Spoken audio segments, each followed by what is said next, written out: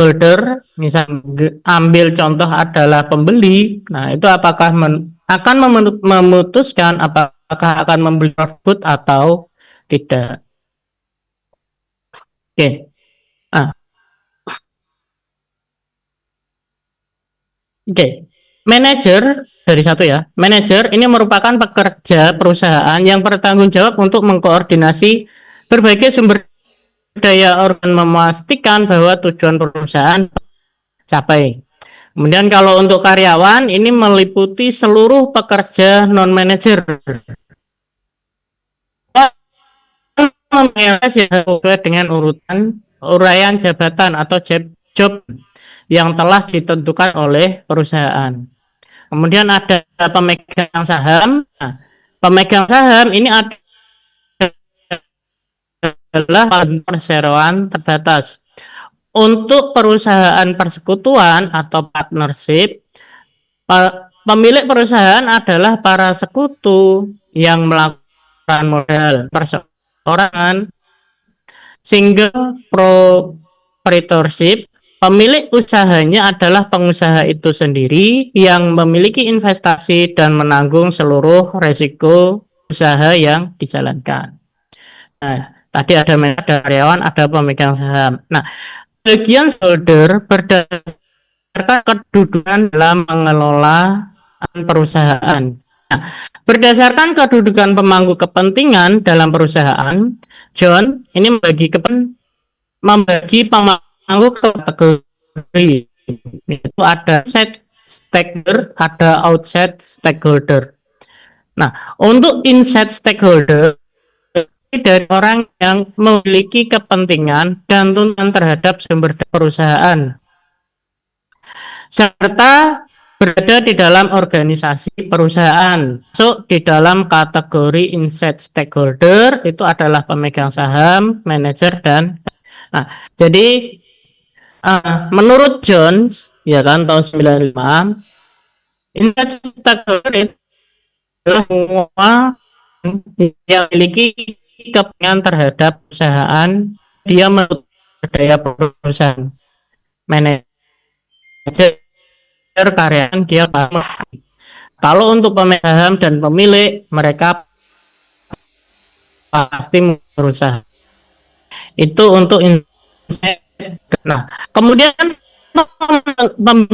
selanjutnya yaitu ada onsite outside stakeholder. Orang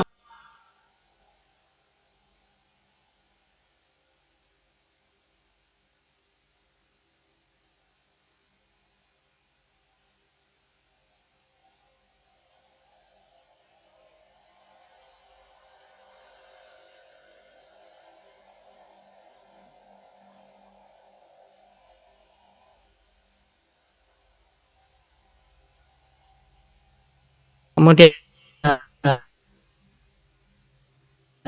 ya union serikat kerja community yaitu adalah publik ya itu kalangan umum, jadi semua keluar perusahaan. Nah, biasanya nanti apa ya, perusahaan itu akan dari ini akan reaksi ke perusahaan. Jadi misal ya contoh misalkan berikan jaga untuk memanfaatkan produk kita itu harus jadi member kan, seperti itu misal contohnya seperti itu. Nah, nanti dari customer itu bisa memilih apakah dia akan tetap memakai produk tersebut dengan konsekuensi terus menjadi member, atau dia akan mencari produk pengganti yang sama, produk substitusi seperti itu. Nah, atau mungkin dari bagian pemasok supplier ya kan, itu juga misal ada keputusan kalau untuk pemasok itu barang harus ready tiap hari. Nah, bisa menentukan apakah akan mengambil tersebut atau tidak. Nah, begitu pun dengan government, kemudian serikat pekerja, masyarakat umum, nah, dan seterusnya. Nah, untuk outside stakeholder, nah di sini ada pelanggan, pemasok, dan kreditor. Pelanggan ini merupakan kelompok outside stakeholder yang paling besar jumlahnya. Pelanggan bersedia menukar uang yang mereka miliki dengan produk yang dihasilkan oleh perusahaan. Selama mereka beranggapan bahwa jumlah uang yang mereka bayarkan untuk membeli produk perlu yang lebih kecil dibandingkan dengan manfaat atau kepuasan konsumsi produk perusahaan. Bila produk yang dibuat perusahaan tidak berhasil memenuhi harapan pelanggan, maka dapat pastikan pelanggan tersebut beralih oleh. Nah, jadi yang ada contoh misalkan, nah kalian membeli produk, ya kan, kalian harus mengulang. Nah, ketika kalian merasa uang yang kalian keluarkan itu setara atau mungkin oh ini harusnya lebih mahal, berarti uang kalian itu lebih rendah dengan produk tersebut. Nah, itu berarti perusahaan sudah memenuhi ekspektasi kalian. Tetapi kalian sudah mengeluarkan uang, nah kalian manfaat atau kepuasan terhadap produk tersebut, nah, kalian nanti produk yang lain. Itu untuk pelanggan. Kemudian untuk pemasok, nah pemasok ini semakin tinggi tingkat persaingan antar industri telah mengakibatkan peran masuk atau supplier semakin bagi perusahaan. Melalui pasukan input yang bermutu disertai dengan harga yang kompetitif, perusahaan menghasilkan dan harga yang bersaing. Nah, jadi kalau berbicara tentang pemasok pun juga sama. Jadi kita misal memasok baku, nah itu biasanya akan dilihat bahan bakunya itu kualitasnya bagaimana, apakah A1, A2, atau mungkin A3.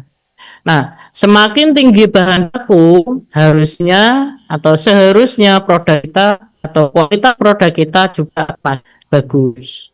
Nah, gitu. Kemudian yang ketiga ada kreditor. Nah, dan kreditor ini menyediakan berdaya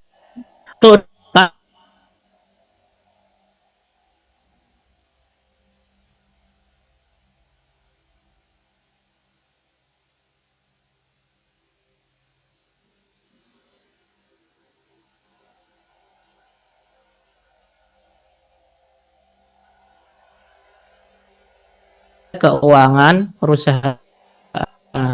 Jadi ketika apa ya, perusahaan ngambil kredit di bank, nah berarti ya sama seperti ketika kita apa ya pinjem atau kredit di bank lah.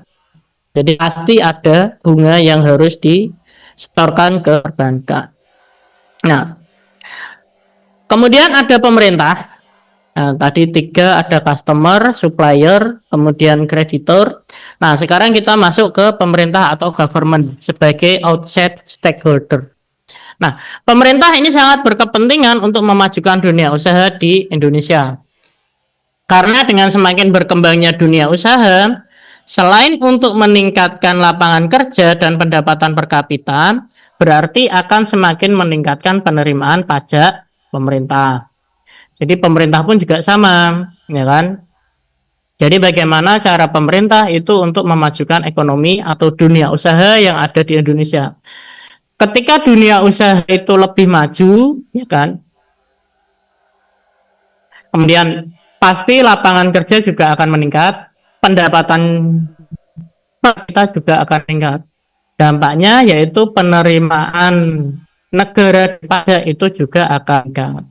Itu. Nah, kemudian ada serikat pekerja atau union. Serikat pekerja ini bersedia untuk bekerja di perusahaan karena mereka memiliki kepentingan. Misal, mereka menginginkan jenjang karir yang menarik.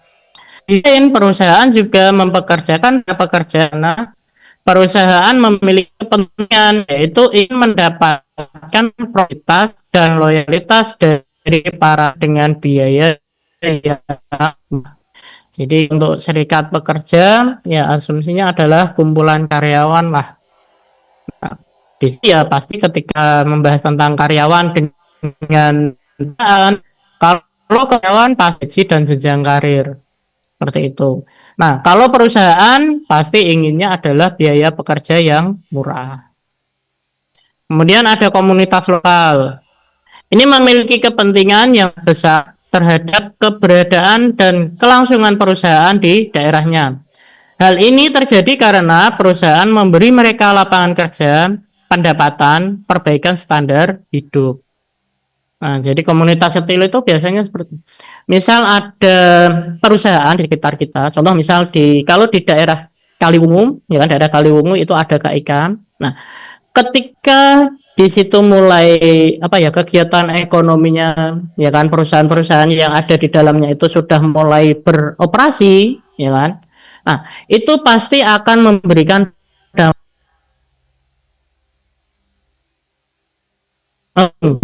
ya. Ketika perusahaan, kita ambil contoh yang di KIK ya, di KIK Kaliwungu itu perusahaan sudah mulai beroperasi, yang lapangan pekerjaan pasti ada, ya kan. Jadi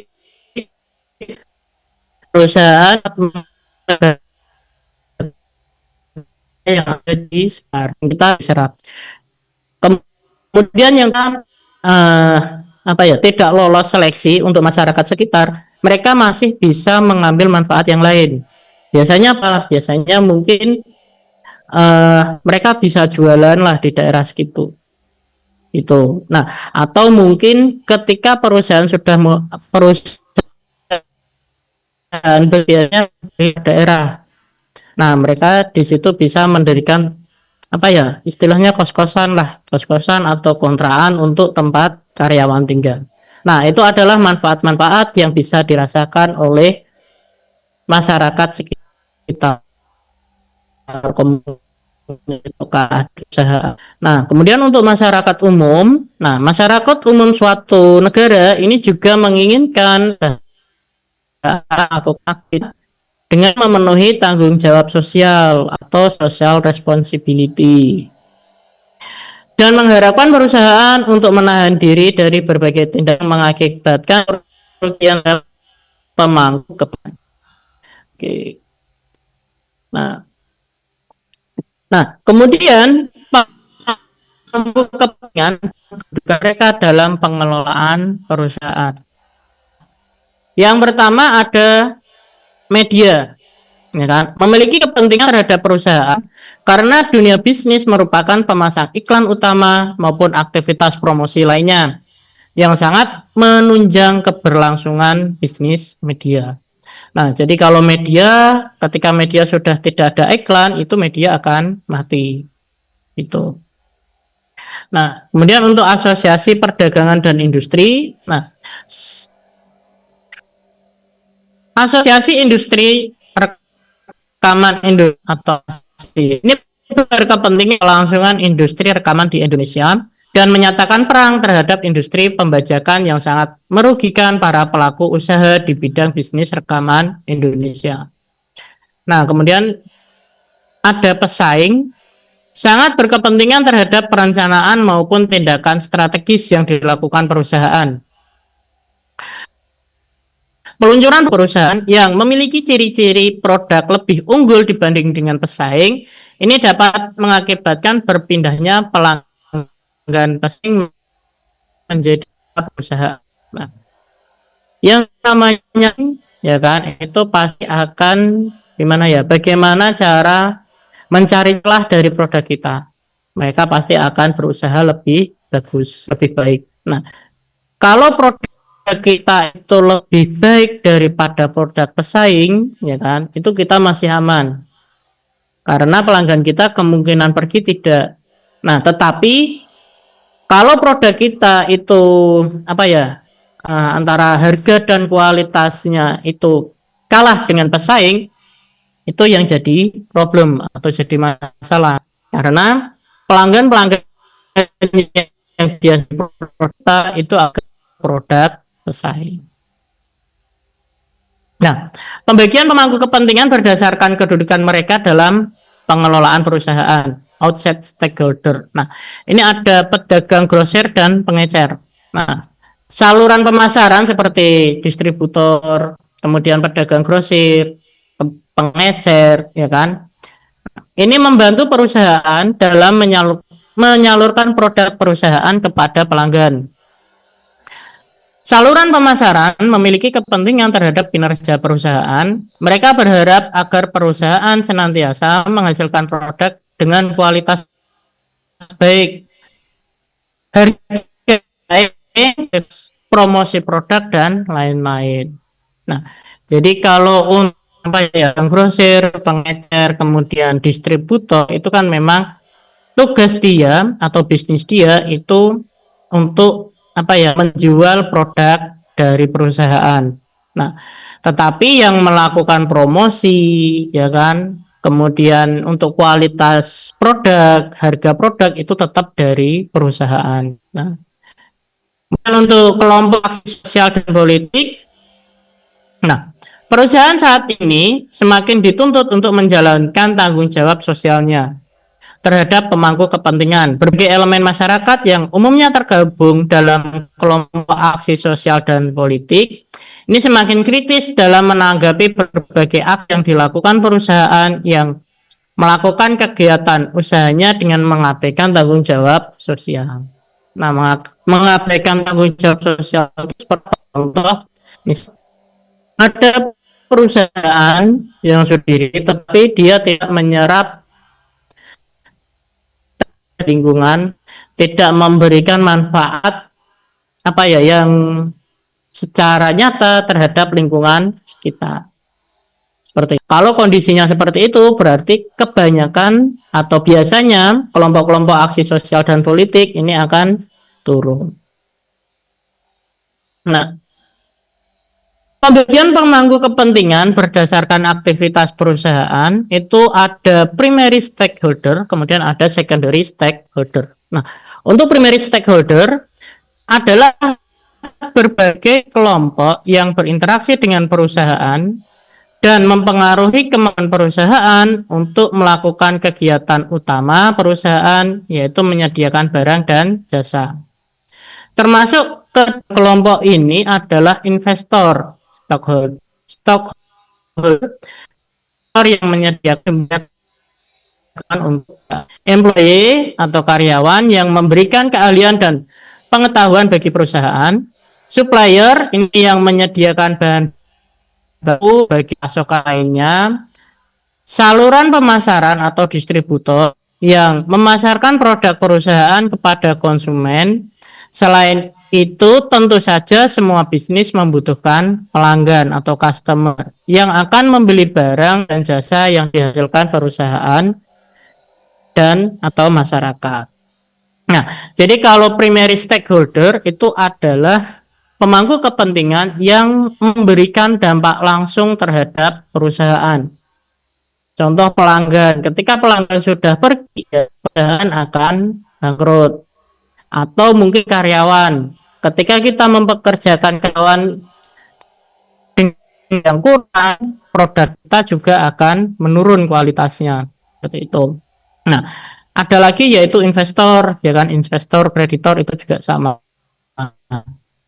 Kemudian yang kedua ada secondary stakeholder. Nah, untuk secondary stakeholder, orang ataupun berbagai kelompok di dalam masyarakat yang dipengaruhi secara langsung maupun tidak langsung oleh kegiatan utama atau primary activity perusahaan maupun keputusan-keputusan yang dibuat perusahaan. Nah, secondary stakeholder sendiri ini nanti terdiri dari masyarakat umum, bagian dari pusat sampai ke dan aktivis, ya kan, kemudian media, masyarakat lokal dan stasi AC. Nah, itu adalah secondary stakeholder. Jadi untuk secondary stakeholder itu dampaknya ke perusahaan tidak secara langsung, tetapi masih memiliki dampak. Berbeda dengan primary stakeholder, kalau untuk primary stakeholder itu memiliki dampak langsung terhadap perusahaan. Jadi aksi-aksinya itu dampak langsung kalau untuk primary stakeholder. Kalau untuk stakeholder biasanya dampaknya tidak langsung tapi nah itu tadi untuk stakeholder atau para pemangku kepentingan. Nah, masuk ke etika bisnis. Nah, dalam melakukan aktivitasnya, orang harus memperhitungkan akibat yang ditimbulkan oleh keputusan pun tindakan terhadap para pemangku kepentingan, baik yang termasuk ke dalam kategori inside, outside stakeholder. Akibat yang ditimbulkan oleh para pemangku kepentingan tidak hanya dilihat dari sisi perhitungan ekonomi, harus pula dilihat dari dimensi moral. Nah, pengertian etika sendiri ini merupakan konsepsi atau konsep mengenai tindakan yang benar dan salah.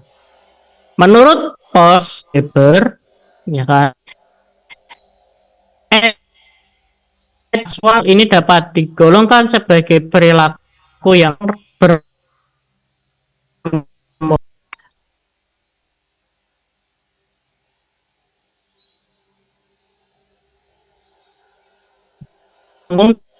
berlaku. Secara lebih khusus, secara khusus lagi, makna etika bisnis ini menunjukkan perilaku etis maupun tidak etis yang dilakukan manajemen karyawan dari suatu organisasi perusahaan. Nah, mengapa bisnis harus etis? Yang pertama, yaitu meningkatkan harapan publik agar menjalankan bisnisnya secara etis atau secara bermoral. Jadi tidak mengabaikan moral yang ada. Itu moral yang ada itu seperti apa? Contoh misal kita mempekerjakan karyawan, oke? Nah, mungkin dalam 3 bulan belum digaji, itu tidak bermoral atau salah lah, tidak baik. Atau mungkin digaji, ya kan, atau dibayar upahnya, tetapi tidak dibayar dengan full, itu juga tidak boleh. Nah, kemudian agar perusahaan tidak melakukan berbagai tindakan yang membahayakan pemangku kepentingan lain. Nah, contoh misal apa? Contoh misal ketika apa ya? Pemalsuan komposisi lah di makanan. Nah, misal seperti itu. Nah, kemudian harapan etika bisnis di perusahaan ini dapat meningkatkan kinerja perusahaan. Karena kinerja perusahaan juga akan meningkat. Untuk apa ya, perusahaan memperhatikan bisnis lebih dikenal oleh masyarakat seperti itu. Kemudian meningkatkan kualitas hubungan bisnis di antara pihak yang bukan ya, sama seperti manusia lah, ketika memiliki etik dalam sosialisasi, komunikasi atau sosialisasi kita juga pasti akan meningkat. Begitupun di perusahaan. Nah, kemudian agar perusahaan ini dari karyawan bersaing yang bertindak tidak. Nah, jadi yang bertindak itu bukan hanya perusahaan, karyawan juga bisa tidak etis. Contohnya apa? Contoh misal apa ya? Biasanya yang sering itu karyawan mengambil produk yang belum launching dari perusahaan. Jadi produk-produk yang belum yang belum di launching itu ada karyawan yang dalam tanda petik kurang etis lah. Jadi dia membawa produk itu dulu itu. Nah, kemudian dapat menghindarkan terjadinya pelanggaran pekerja oleh pekerja. Kemudian mencegah perusahaan ini memperoleh sanksi hukum telah menjauhkan bisnis tidak etis. Jadi pekerja itu bayar dan itu kan perbuatan tidak etis. Nah, itu pasti nanti akan melanggar undang-undang lah, sanksi hukum itu. Nah, untuk etika bisnis pada berbagai perusahaan, yang pertama di bidang akuntansi. Nah, fungsi akuntansi merupakan komponen yang sangat penting dalam perusahaan atau perusahaan. para manajer, investor, pemerintahan, instansi pajak, dan serikat pekerja ini membutuhkan data akuntansi untuk membuat berbagai keputusan penting. Dengan demikian, kejujuran, integritas, dan aksi dalam melakukan kegiatan akuntansi merupakan sebuah syarat. Salah satu praktek akuntansi yang dianggap tidak etis adalah misal akuntan itu menyusun laporan keuangan yang berbeda untuk berbagai pihak yang berbeda dengan tujuan memperoleh keuntungan dalam penyusunan laporan keuangan mutlak yang harus diterapkan oleh fungsi akuntansi. Jadi nanti misal untuk kinerjanya diperbaiki, labanya naik. Nah, tapi kalau untuk karyawan, untuk serikat pekerja, labanya yang turun. Nah, itu namanya tindakan tidak dalam bidang akuntansi. Kemudian di bidang produksi dan hubungan yang dilakukan perusahaan ini dengan para pelanggan dapat menimbulkan berbagai permasalahan. Etika di bidang produksi dan pemasaran ini untuk melindungi konsumen dari perlakuan tidak etis yang mungkin dilakukan oleh perusahaan. Nah, pemerintahan terkait bidang produksi dan pemasaran yaitu melalui undangan tahun 99 tentang konsumen. Jadi nanti ketika